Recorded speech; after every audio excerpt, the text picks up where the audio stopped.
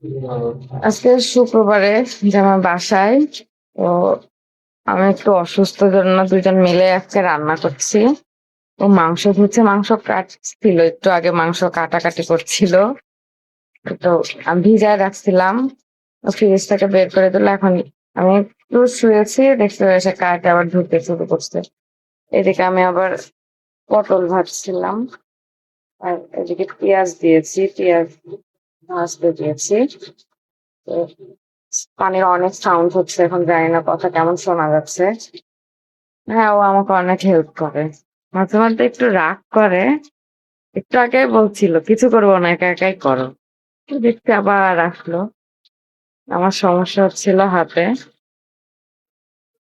আর এই খাসির মাংস রান্না করছে আজকে। খাসির মাংসে প্রচন্ড লোম থাকে, তারপরে অতটাও নাই।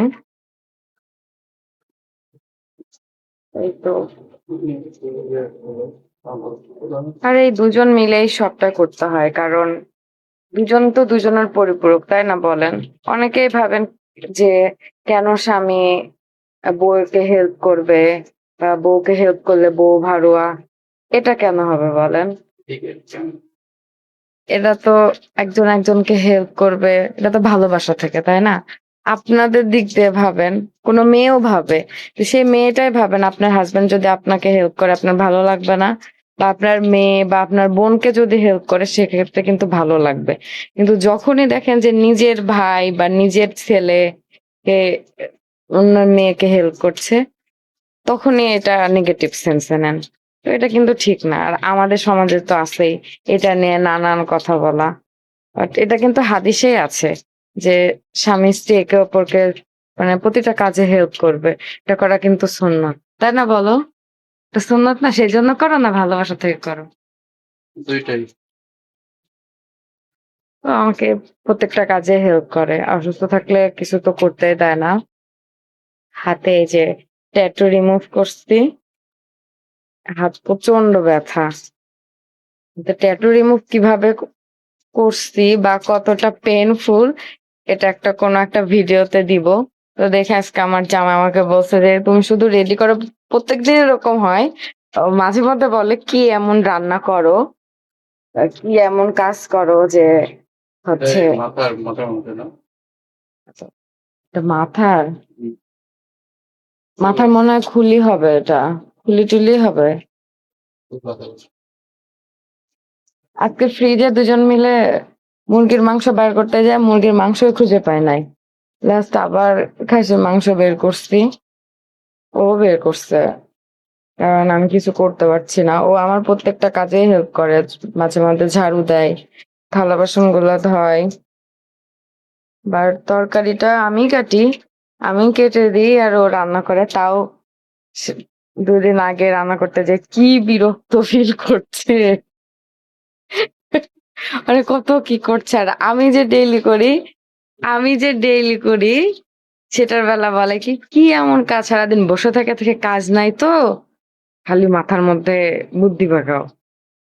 তো এটা কাজ না, তাই না? এই যে এগুলা করতেছে এটা কাজ না। এটা বললে বলবে কি যে এটা তো ডেইলি হয়, এটা তো ন্যাচারাল। ন্যাচারাল মেয়ে জিনিস। মেয়ে মানুষের কাজটা রেগুলারই করতে হবে।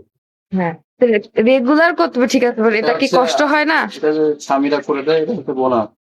এটা বোনাস। হ্যাঁ, অবশ্যই, কারণ এটা তো আমি তোমাকে সেটা বলছি না, তুমি যে বলো আমার কোনো কাজ নাই, কিন্তু এই যে এগুলাতে কোনো কি কষ্ট হয় না? তাই কষ্ট বলো। তো অবশ্যই হয়। রান্না বান্না তো রান্না হচ্ছে অনেক কষ্ট, এটা তো জানি যে কষ্ট হয়। কিন্তু সবচেয়ে মেয়েদের বড় কষ্ট কি বলো? যে গর্ভবতী অবস্থায় থাকা বা সেই ইয়েটা, অসুস্থ অবস্থা, হ্যাঁ আলহামদুলিল্লাহ যে এরকম একটা জামাই পাইছি, আলহামদুলিল্লাহ ওইটা হচ্ছে আলহামদুলিল্লাহ। সবচেয়ে বেশি কষ্ট। আমার জামাই আমি অসুস্থ থাকলে অনেক হেল্প করে আমাকে। কারণ আমার মানে খুবই অসুস্থ, এই একটা সপ্তাহ ধরে আমি প্রচন্ড অসুস্থ, হাত নিয়ে কিচ্ছু করতে পারতেছি না। তো আপনাদের কাছে একটা রিকোয়েস্ট থাকবে, যারা হাতে কখনো যদি ট্যাটু করতে চান কখনো করেন না। আর যারা করছেন তওবা করেন আর রিমুভটা করে ফেলেন। রিমুভ করতে গেলে বুঝবেন, তাই না? কেমন করছিলাম গো আমি রিমুভ করতে যায়। ভিডিও আসবে। আরে মাঝে মধ্যে কে যেন কলিং বেল টিপে দৌড় দেয়, মানে পিচ্ছি বাচ্চা এটা করে। অনেক সময় ইয়া আসে, ফকির আসে। আসতে পারে, দেখতে পারো, দেখো। দেখি ফকির আসছে কিনা। ফকির গুলো আবার কলিং বেল টিপ দিয়ে আবার আমাদের বাসার সামনে একটু বসার জায়গা আছে, ওখানে সুন্দর করে বসে থাকে। কে কে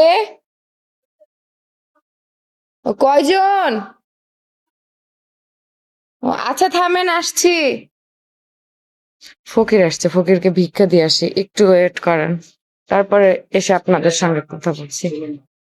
এই যে আম নিয়ে আসছি, অনেক আম, তোতাপুরি আম। আপনারা কেউ যদি আম নিতে চান, অর্ডার করতে চান, অবশ্যই কমেন্ট করে জানাবেন। আমাদের বাগানের আম। বলো। আর দিলাম না। আচ্ছা, কয়বার ধুইছো? ইয়া দিয়ে আসো, ইয়া দিয়ে আসো। আচ্ছা তুমি এটা যে উঠায় দাও। এই যে বাড়ি থেকে কাঁঠাল নিয়ে আসছি, কাঁঠালটা এখনো পাকে নাই। এদিকে আম আরো ছিল, শেষের পথে আম। ফকিরকে ভিক্ষা দিয়ে আসে, ওয়েট করেন। একটু ফকিরকে ভিক্ষা দিয়ে আসলাম। আমার আবার মানে কেন জানি মানে বয়স্ক লোকদের দেখলে খুব মায়া লাগে। সে রিক্সা চালাক বা কোনো কাজ করলে বয়স্ক লোকদের দেখলে খুব মায়া লাগে। ফকিরকে দেখলেও খুব মায়া লাগে। শুধু মনে হয় যে আমার যদি অনেক টাকা থাকতো, আমি সবাইকে হেল্প করতাম। তো এখন দুজন মিলে একটু রান্না করি। কেমন টেস্ট হয়েছে আজকে আমি রিভিউ দেব। ডেলি ও রিভিউ দেয়, আজকে আমি রিভিউ দেবো যে আমার জামার রান্না মোটামুটি ভালোই হয়। মানে ও এমন করে যে কত রকমের মশলা আছে ও সবগুলা দিবে, যাতে টেস্ট, যাতে যেভাবে হোক টেস্ট হইতে হবে। কিন্তু আমার বেলায় মশলা দেওয়া যাবে না, মশলা না দিয়ে টেস্ট করতে হবে। নামাজ পড়ে এসে যে আবার রান্না শুরু করছে। আমি তো গোসল করে নামাজ শেষ করে আসলাম রান্নাঘরে। এই যে ফাইনাল রান্না। হম তারপরে ও যখন নামাজ পড়তে গেছিল তখন আমি একটু, কি পুরাটা তুমি করছো? না, দুজনেরই দুজনেরই হাত আছে। স্বাদ যদি নাও হয় তাও সমস্যা নেই, এই হাফের জন্য তোমার হয়নি। হ্যাঁ, মানে না হইলে আমার দোষ, আর টেস্ট হইলে তোমার। আমি দেখি খায় কেমন হয়, খাওয়ার সময় আপনাদের রিভিউ জানাচ্ছি। এই যে আমরা খেতে বসছি, প্রত্যেকদিন ও সার্ভ করে, প্লেটে প্লেটে উঠাই দেয়। আর আমরা নিজে বসতে খাইতে কমফোর্ট ফিল করি। আর নিজে বসতে খাওয়াটাই সুন্নত, তাই না বলো? আর দুইজন মানুষ কি হবে ডাইনিং কিনে বা অযথা টাকা খরচ। তাড়াতাড়ি মাংস দেখি তোমার হাতে, খায় আবার অজ্ঞান হয়ে যেতে পারি। আগে তুমি খাও, তোমার প্লেটে ইয়ে করো। আর খাসি মাংস শুধু চর্বি আর চর্বি, বুঝতে হয়েছে। একটু একটু আমাকে চর্বি দাও, সবই আমাকে দাও। তুমি আগে খাও। এবার খাও, খাই বলো কেমন হয়েছে। খারাপ হলে বলবা যে আমি হাত দিছি তাই খারাপ হয়েছে। ভালো হয়েছে, কিন্তু লবণ মনে হচ্ছে কম, লবণ ঝাল একটু কম। তোমাকে তো আমি বললাম যে তখন দেখো, টেস্ট করে, টেস্ট দিয়েছি, করনি তখন? তারপরে ঝাল দিয়েছি, ঝাল হয়নি, নাহলে কি করবো। ভালো হয়েছে। হুম, ওই তো মানে যে তুমি টেস্ট করছো তো এই জন্য ঝাল লবণ খাও, কম তুমি হয়েছে। খাই দেখো। আচ্ছা আমি খাই দেখছি। আজকে দুপুরে তো খাওয়া দাওয়া করবো, দুপুরে খাওয়া দাওয়া শেষ করে একটু রেস্ট করব। এবার জামাই এবার বলবে যে চলো বাইরে যাই, বাইরে যাই। আজকে কি বাইরে যাব? দেখি যদি শরীর ভালো থাকে তাহলে যাবো, নাহলে তুমি একাই যাও। তা আমরা এখন খাওয়া দাওয়া করি। কেউ আবার নজর দিয়েন না, আমাদের পেট ফুলতে পারে।